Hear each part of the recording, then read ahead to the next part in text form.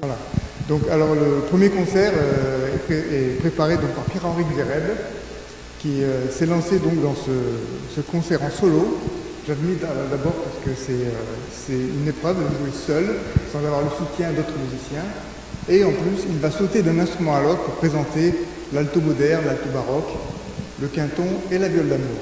Voilà, donc un exercice qui est un peu périlleux.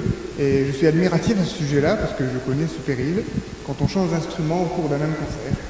Voilà, donc évidemment, il est professionnel, pas comme moi, de la musique, mais c'est toujours un risque de sauter d'un instrument d'un répertoire à l'autre, de présenter des œuvres qui sont pas forcément dans les mêmes tonalités, et c'est vraiment super que puisse préparer ce programme.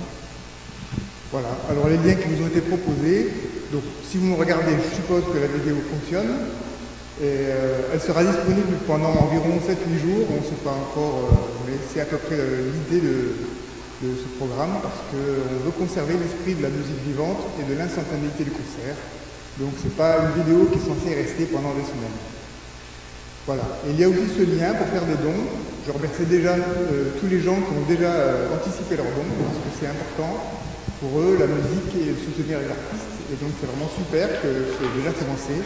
Vous pourrez faire un don libre grâce à ce lien et soutenir cette action. Voilà. Donc Pierre-Henri va commencer dans quelques instants ce concert, voilà, qui est le premier de cette série. Et je peux déjà annoncer donc que pour le 28 février, il y aura un duo violon et harpe qui viendra jouer et poursuivre cette dynamique de concert. Voilà. Donc je pense avoir tout dit. Je vais laisser quelques mots à Pierre-Henri après qu'il commence ce concert.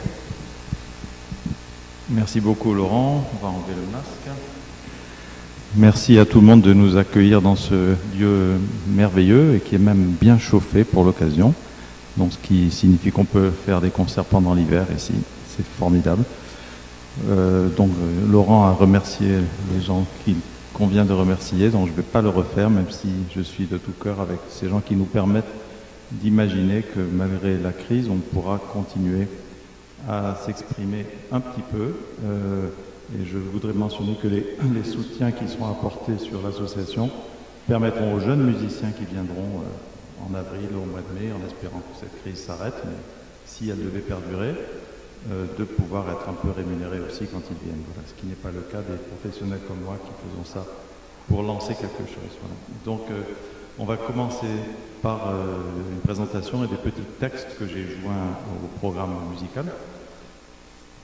L'alto baroque et le quinton que je vais jouer aujourd'hui sont accordés à 415 pour le La, l'alto moderne et la viole d'amour à 440. Du vivant de Jean-Sébastien Bach, le La de l'orgue de Sterntal près de Leipzig, où Bach a créé des cantates, était accordé un demi-ton au-dessous de l'orgue de Leipzig. Entre 1810 et 1855 en France, le diapason a pu monter de plus d'un demi-ton entre 423 et 449. À travers les siècles et les lieux, on a constaté que le diapason du La a pu fluctuer dans un intervalle d'environ une quinte, situé entre le Fa dièse et le Do dièse à la place du La que l'on connaît aujourd'hui. La musique de Jean-Sébastien Bach recèle un grand potentiel pour la danse, malgré son apparente abstraction. Ces suites, ces partitas, sont, après les préludes, une suite de danse. Nourri des règles, Bach sait mieux que quiconque comment les contourner. Il est le maître incontesté des contrastes, des surprises. Il projette sa musique dans un perpétuel mouvement, tant sur le plan physique que émotionnel. En 1983, Rudolf Nureyev a choisi la troisième suite BWV 1009 à l'Opéra Garnier à Paris. Il y a participé comme chorégraphe. En cours d'exécution, chaque pièce changeait de style, allant d'un caractère baroque et en s'écartant au gré de son inspiration. Le XXIe siècle devrait être en musique celui de la richesse des multiples manières d'interpréter, d'où le désir de vous donner aujourd'hui ces danses de ces grands compositeurs sur des instruments si divers, symboles d'époques diverses. Avant de commencer, quelques extraits du livre d'Alain Joly, magnifique ouvrage sur Bach, dont le titre est « Bach, maître spirituel », paru chez Talendier. Il y a des anges parmi les humains, et Bach en fait partie. Un fervent admirateur, Johann Michael Schmidt, auteur en 1754 d'une Musicotheologia, avait la ferme conviction que Bach, mort 4 années auparavant, était accueilli dans le cœur des anges. Il y est certainement bien un peu chez lui, en effet, depuis que son cœur, son âme et son esprit s'étaient mis à l'école des voix célestes. Impossible de dater et d'expliquer ce mystère, mais pas de doute sur le résultat. La musique instrumentale de Bach, profane ou neutre, contient autant d'intensité spirituelle que celle avec ou sans parole destinée ouvertement à honorer le Dieu des chrétiens. Les suites BWV 1007-1012 ont l'évidence du langage musical de la danse, comme cela se voit dans les autres suites également. Si la structure des pièces doit beaucoup à la solidité du contrepoint allemand, la jubilation rythmique de l'art italien et le discours ornementé à la française trouvent à s'unir dans une expression qui transcende les styles et en définitive les destinations. Ingmar Bergman intitulait son dernier film Sarabande en 2003 et faisait entendre l'une des danses, la sarabande de la suite numéro 5, BWV 1011, qui commencera ce concert. Sans images d'abord, puis dans plusieurs scènes, dont une décisive de son long métrage consacré à la complexité des relations humaines. Bach est présent dans ce film avec 3 autres de ses œuvres. Je ne sais ni la genèse du film ni les intentions du cinéaste. J'ai regardé et écouté. La musique de Bach y est étrange en cet univers abîmé, mais jamais elle ne paraît étrangère, elle y est à sa place. C'était donc des extraits du livre d'Alain Joly, Bach, maître spirituel.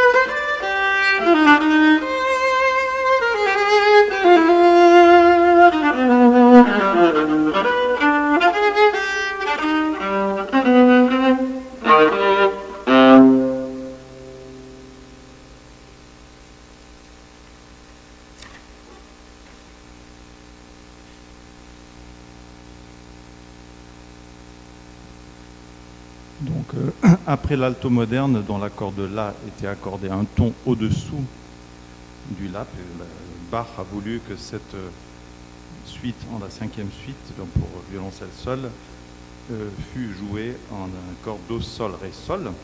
Donc après cela, j'ai pensé que ça commençait bien ce genre de concert avec tant d'instruments, d'avoir un alto moderne désaccordé.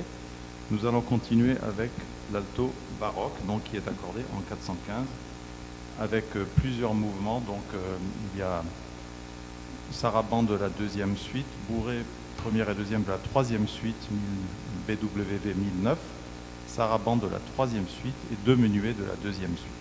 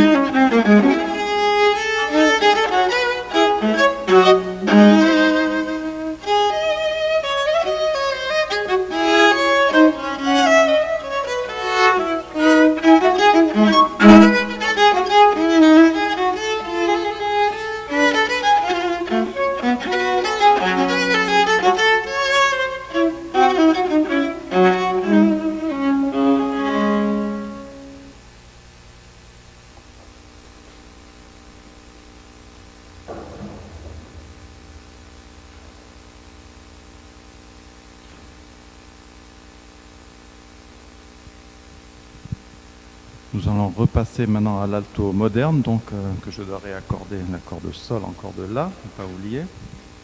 Et ce sera le prélude, pour faire une petite pause entre toutes ces danses, prélude de la deuxième suite, suivi ensuite courante, sarabande, menuet 1 et 2 et gigue de la première suite.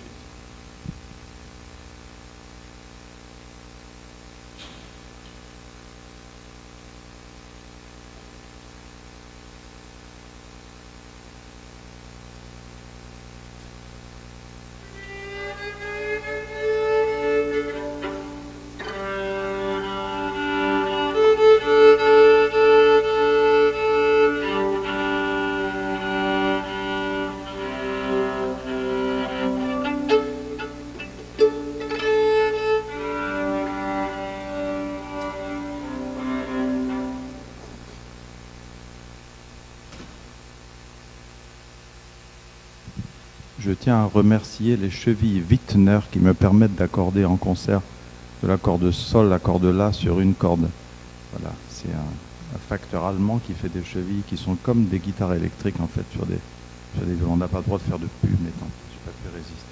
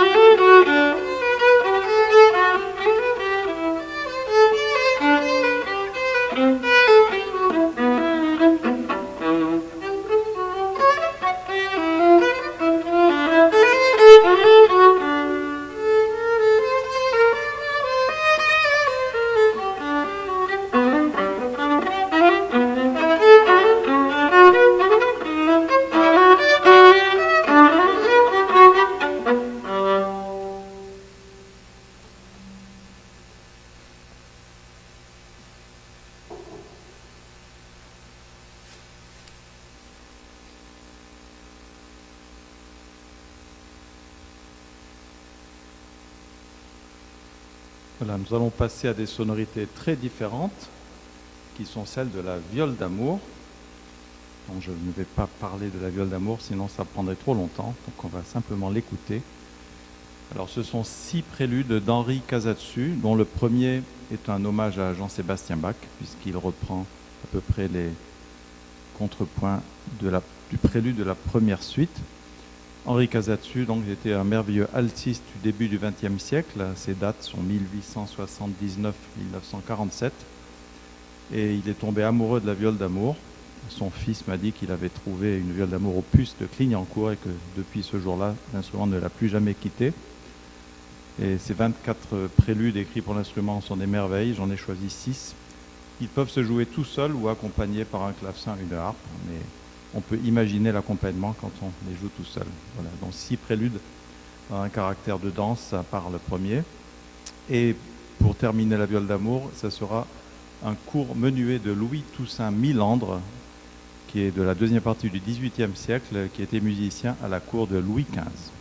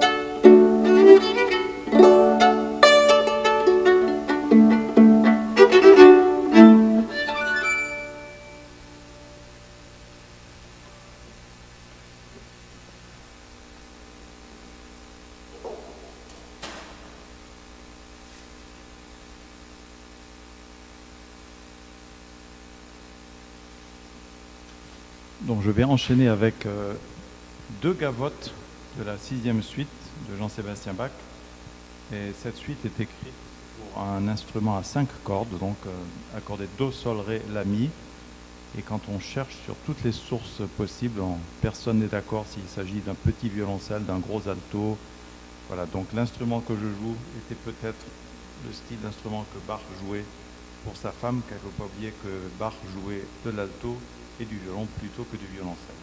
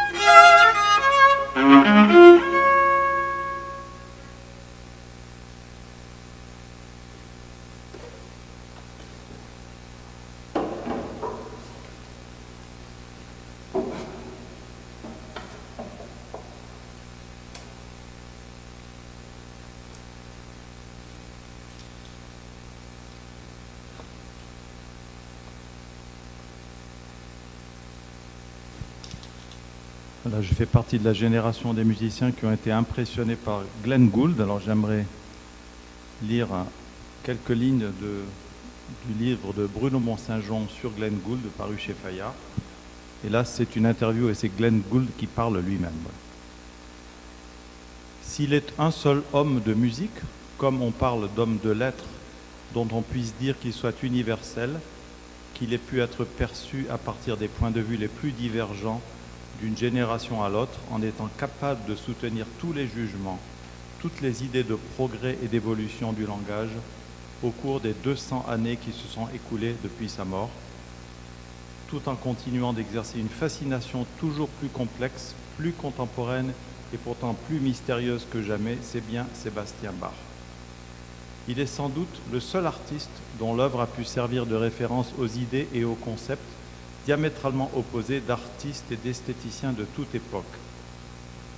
À Mozart, Bach apparaissait comme l'incarnation d'un idéal scolastique, d'un idéal digne du plus haut respect, mais d'un idéal qui, dans les perspectives mozartiennes, était destiné à être maintenu en réserve pour des occasions très spéciales et à être utilisé uniquement dans les fugues à effet et dans les pieux kyriés de ses messes et de ses motets. Pour Mendelssohn, Bach représentait la perfection ultime de l'architecture musicale, la manifestation d'une présence spirituelle dans une réalité temporelle. Pour les post-wagnériens, Bach était la personnification de l'idéal contrapuntique, la garantie que la complexité n'empêchait aucunement la grandeur acoustique. Les néoclassiques voyaient en Bach l'exemple même de la clarté et de la perfection du miniaturiste, une manifestation suprême de la précision dans le domaine de l'expression de la pensée. Ce qui attire les sérialistes dans la musique de Bach, ce sont les subtilités de la fragmentation, tandis que ce qui intéresse les musiciens de jazz, c'est la pulsation perpétuelle d'un ostinato implacable. L'homme religieux y trouve l'incarnation d'une inspiration divine, l'agnostique la réalité d'une opiniâtreté terrienne. Dans l'universel, à chacun sa vérité. C'est Glenn Gould qui écrivait ça dans ce livre paru chez Fayard. Et je vais terminer avec deux gigs qui sont tirés de la troisième suite et de la deuxième suite sur l'alto moderne.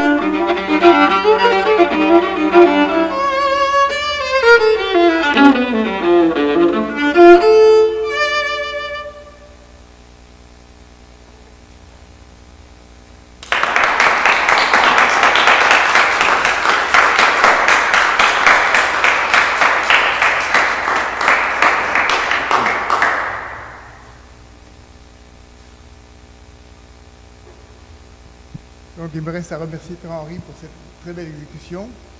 Je vous donne rendez-vous au 28 février donc, pour ce duo violon et harpe qui sera certainement interprété ici.